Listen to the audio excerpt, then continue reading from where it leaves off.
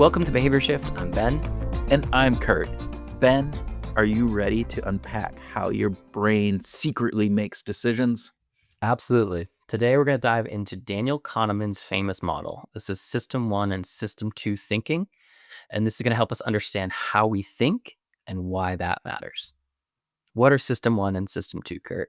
Okay, so in his book, Thinking Fast and Slow, Danny Kahneman describes two thinking modes, right? And the first is System 1. It's the fast, automatic, intuitive type thinking that we do. Little effort goes into that. Little conscious control goes into that. Like when you instantly answer, what is 2 plus 2? Bam, you know that, right? What is 2 plus 2, Ben? 4. Okay, there you go, right? System 2 thinking, however, is our slow, deliberate, analytical style thinking. It requires effort. So think about multiplying 17 times 24. What's 17 times 24, Ben? I have no idea. I need a calculator. You could work it out with pen and I could paper. You I could could work sit it out in down. your I need a head, piece of right? paper. I could do some math in my head, but it's going to take me Right. all the time. So it's slow, it's effortful. It requires you to use the frontal lobe of your brain.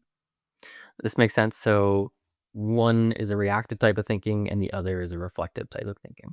That is fantastic. Yes. So I like to say one is automatic, that's system 1, and one is more deliberative, obviously system 2. And there's strong science behind this. So psychologists have tested how people respond under stress or mental fatigue and shift from system 2 to relying on system 1 shortcuts, and those are called heuristics, and we've talked about those in other episodes. We've talked about those. But they're shortcuts, right? And those shortcuts work until they don't. So when we're tired, when we're distracted, stressed out, we're more likely to go with our gut over our logic. And that's where we start to make mistakes, right? Exactly. And even experts fall prey to this bias, especially when they're rushing. So we also have things like overconfidence, we have availability bias or anchoring that also sneak into this without noticing, because those are the ones that are there, that our system 1 fall prey to. Okay. So give us a real world spin on this. Good example that we can Yeah. take away from.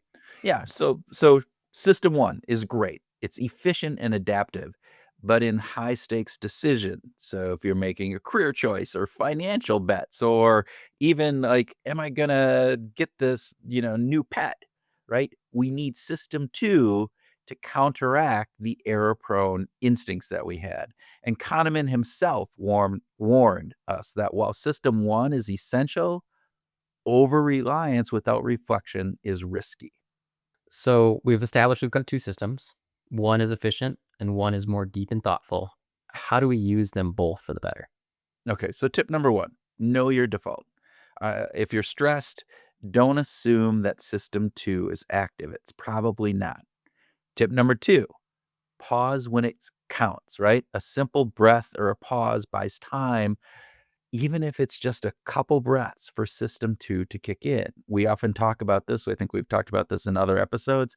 This little mantra that you can use: 2 breaths, 7 breaths. And so before you make a decision, make sure you're taking 2 breaths, but also make that decision before 7. So this isn't about making a big decision about buying a house, but this is the decision of, do I hit that snooze one more time? Do I eat that cookie, whatever it is? So make sure that you are taking the time in order to pause when it counts. Tip number 3, use tools, right? Particularly if you're making big decisions. Tools help us process things in system 2, right? So tools like pro and con lists, excuse me, pre-mortems, cost benefit grids, right? Weight rate kind of component. All of those you can look into our decision shift module, and we talk about those, right? Those all force you and force your brain into system 2 mode, right? And then tip number 4, beware of the biases, especially when you're under pressure. And one thing you can do about those is you can label them. So if I know that I am more likely to respond with confirmation bias when I'm under stress, I can name that. I go, don't fall prey to confirmation bias. And you can label them to tame them. So, really, smart thinking is knowing when you need to slow down, when you need to pause, and when you need to kind of really analyze things. Precisely, and it's also recognizing when the fast answer is absolutely right. So am I gonna, like, get out of the way of a rushing car? Do I need to pause and think about that? No, no, I want my system 1, brain to be going, "Jump, jump, jump," right? You don't want to do a cost benefit analysis in the middle of the sidewalk Yeah, or in I'm the like, middle of the crosswalk when the car's yeah. barreling at you. Yeah, the horn is honking, and I'm sitting there like, "Why is he honking his horn? I'm wondering if I should move faster." No, you wanna just have your system 1 kick in, right? So, Okay, well, that makes sense. And with that, last word, Kurt? yeah, so, just this, we've kind of made system 1 out to be bad. It's not, right? It's fast, it's essential. Uh, and system 2 isn't, used for emergencies, right? It's use it for other things. So when you know which thinking engine you're using, you steer your own decisions instead of letting those decisions steer you. Fantastic. I love this concept. Thank you for tuning into Behavior Shift. And remember to slow down your thinking, but only do so when it matters. Yeah.